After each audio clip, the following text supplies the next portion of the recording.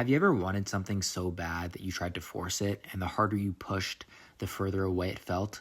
A relationship, a job, a version of yourself that you were trying to become, and no matter what you did, it just wouldn't budge, or it fell apart the second you got it. I've been thinking a lot about that lately, and I think it's changed how I look at basically everything: relationships, work, confidence, all of it. I think most of us are taught, whether directly or just picking it up along the way, that if you want something, go and get it, chase it. You want the relationship, you chase the person. You want success, you chase the opportunity. You want to feel confident, you just kind of will yourself into it. And I've done that. I did it for a long time, and I think a lot of us do. And what I've noticed both in my own life and just watching people around me is that chasing things is exhausting. Like, it's really tiring, it's really exhausting, and a lot of the time it doesn't even work. Now, before I go any further, I want to be clear about something. I'm not saying don't work hard. I'm not saying don't take action. I actually think action is non-negotiable. Like, if you're working towards something, you're building something, you're creating something, you have to put yourself in uncomfortable positions in order to grow. You have to work hard. Like, nothing happens if you just sit there and hope. I believe in going after what you want. So this isn't about doing less. It's about the energy behind what you're doing. There's a difference between working hard because you're building something and working hard because you're afraid it'll disappear if you stop. Same effort, it's just completely different feeling behind it. And that's really what I'm getting at here.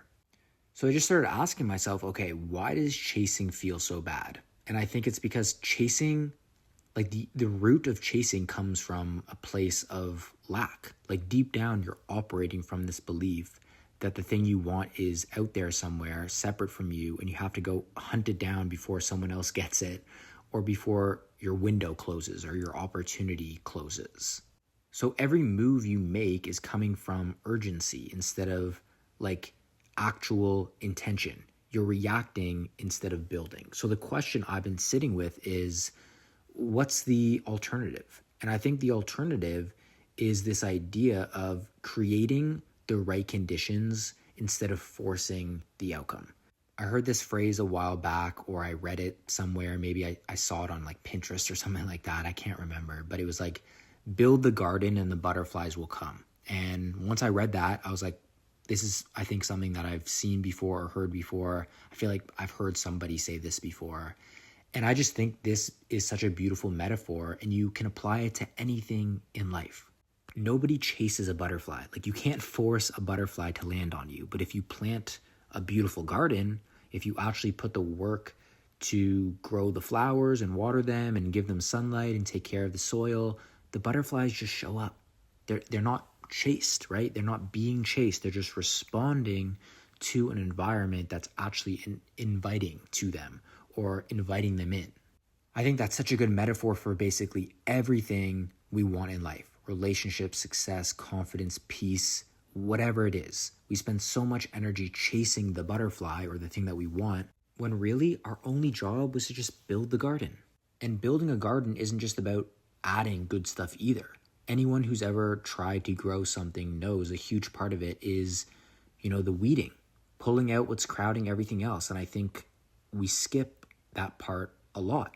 We're so focused on what do I add, what new habit, what new goal, what new thing do I chase, that we forget to ask, what do I actually need to pull out first?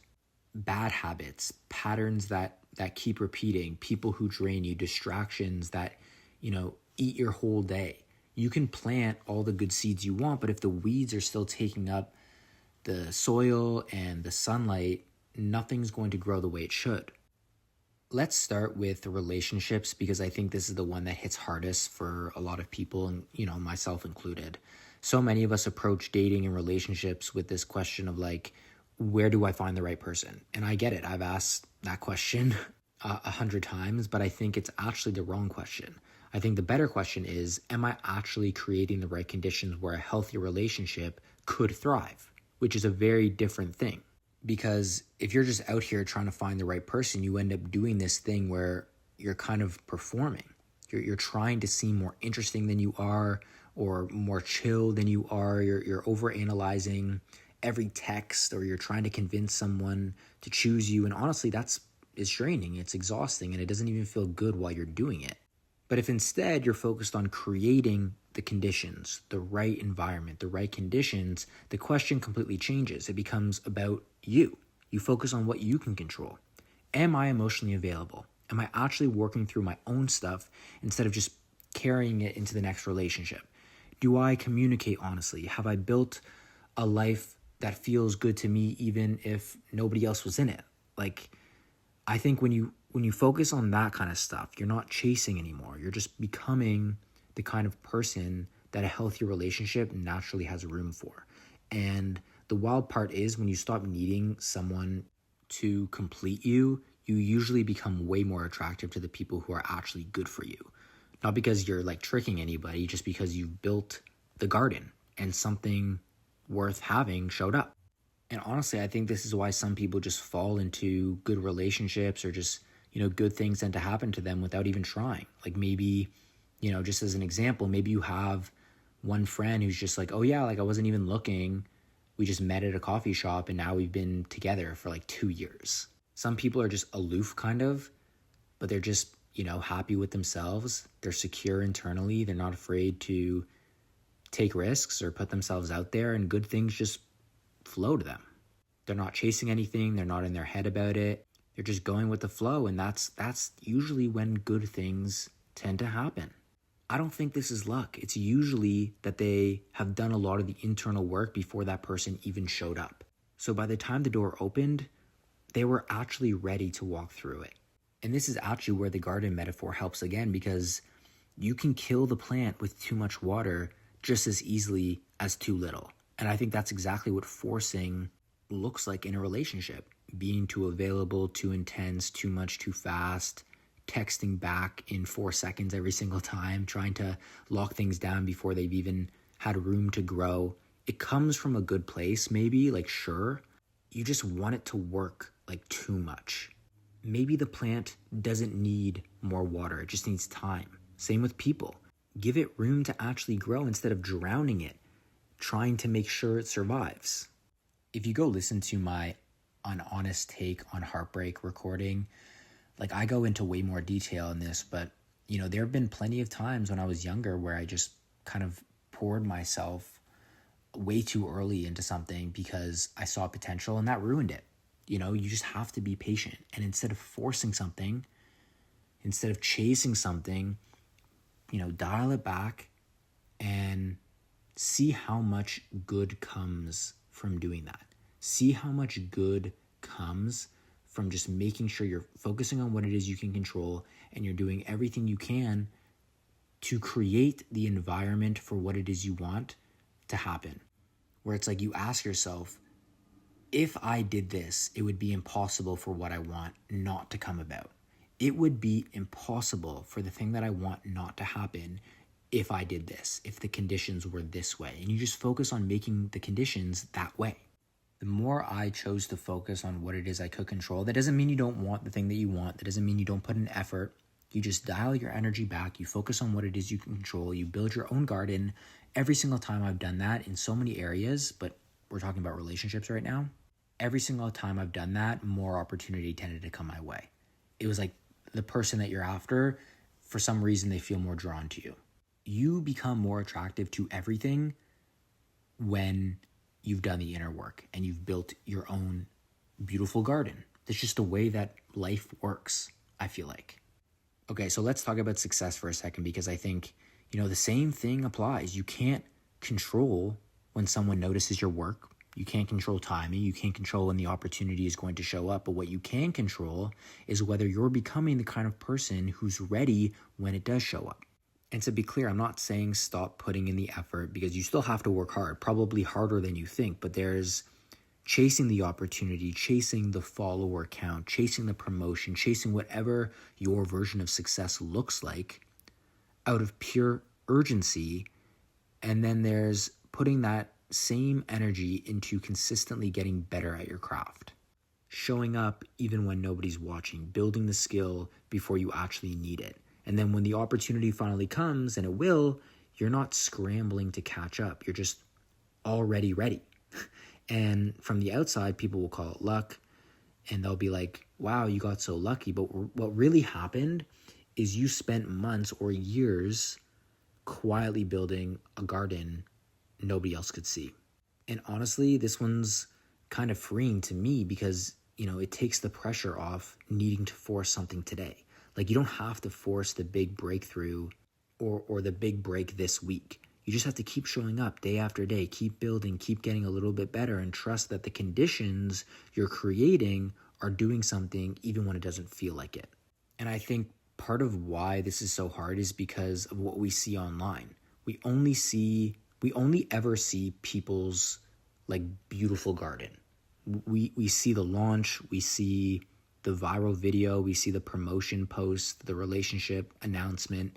We never see the years of watering that came before it. So we end up comparing, the day that we put all the soil down to someone else's beautiful garden and beautiful flowers without knowing anything about what happened before that photo got posted.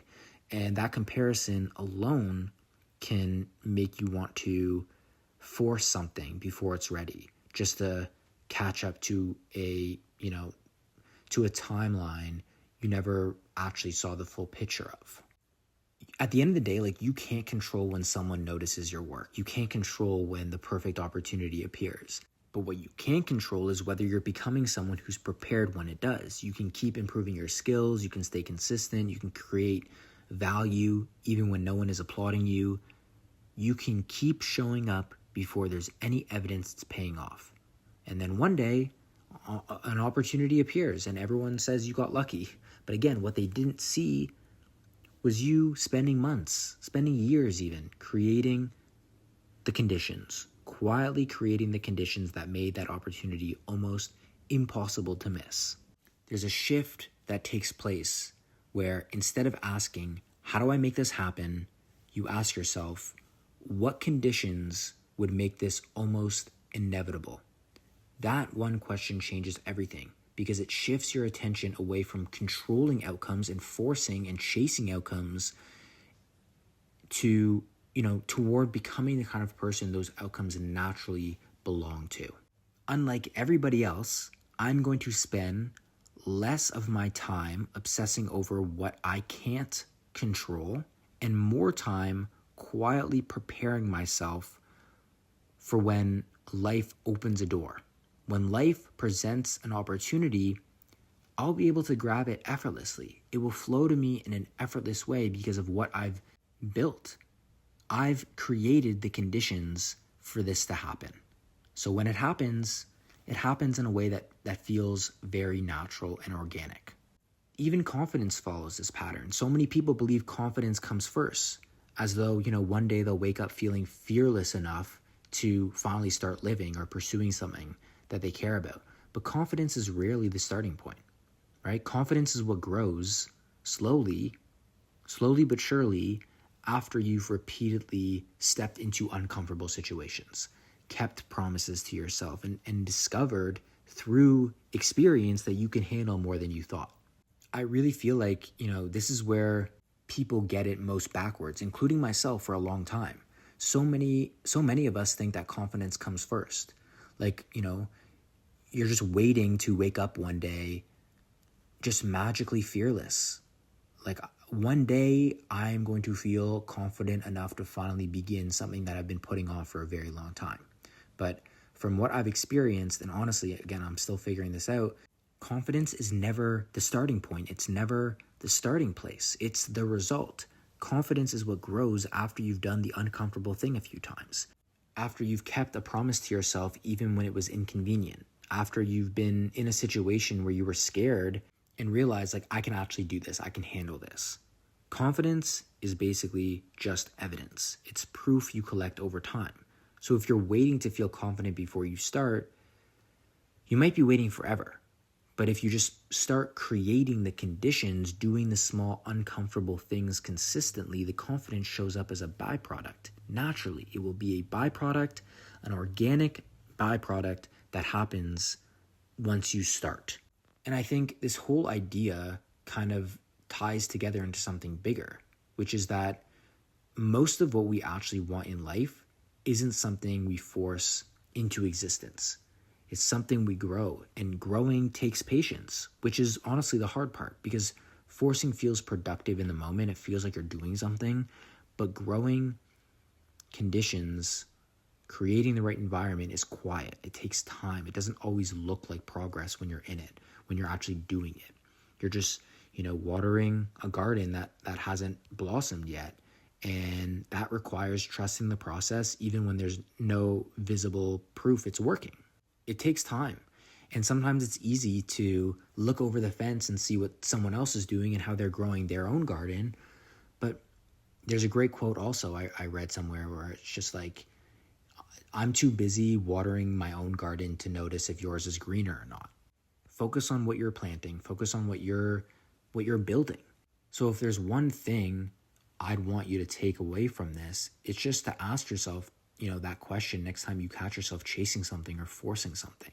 Instead of asking, how do I make this happen? Try asking, what conditions would make this almost impossible not to happen? It completely shifts where your energy goes. Instead of trying to control the outcome, the timing, the other person, you just focus on the one thing you actually have control over, which is you, your habits, your mindset, your consistency, your character.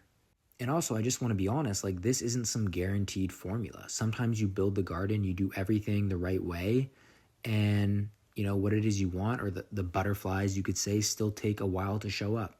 Or they show up looking completely different than you expected. And that's just life. I'm not saying you do X, you're guaranteed Y. I just think you give yourself a much better shot, and you feel a lot more at peace, I feel like, along the way, when your energy is going into the garden instead of chasing something that was probably never going to be caught anyway, especially if you're approaching it with urgency, with this frantic, needy energy, and you think that thing is going to complete you. I promise you, if you go outside right now and you find a butterfly and you try running after it and catching it, the likelihood of you successfully doing so is very, very slim. And, I'm not saying this makes life effortless doing this, because honestly, it still takes a lot of work, and that shouldn't be overlooked, but it's a different kind of work. It's less desperate. It's more intentional. And weirdly, when you stop trying to force everything into place, life actually starts to feel like it's flowing with you a little bit more instead of against you. You stop facing as much resistance, I find. So yeah, stop chasing the butterflies. Go build the garden. That's kind of where I've landed on this, at least for now. I'm still figuring out, honestly. Of course, I don't have all the answers. I don't have this fully down either. But this shift in thinking has genuinely changed how I approach work, success, relationships, and even just how I feel about myself day to day. So, if any of this resonated with you, I'd love to know. My DMs are always open. You can always message me on Instagram at Sam Weisbrod with 2 underscores. I recently created a new Instagram. So you can message me on there, or you can message me on TikTok at Sam Weisbrod _ You can also comment on this podcast if you're listening to this on Apple Podcasts or Spotify. If you haven't yet left a positive review and you enjoy listening to these recordings, if you haven't yet followed the podcast and you enjoy listening to these recordings, do so. It helps a lot. It helps me get this message out. And if you're listening to this on YouTube, leave a like, comment, subscribe. I appreciate you all listening. I find it really, really cool that I can talk about something I love, or talk about something that I've been thinking about, and share it to the world, and it lands with someone, or someone connects with something I said. Someone actually is taking time out of their day to listen to something that I'm thinking about. And I just think that's really special and really cool. So I'm grateful for you listening from the bottom of my heart. I really do mean that. I hope you're having an amazing day, and I will see you in the next recording very soon.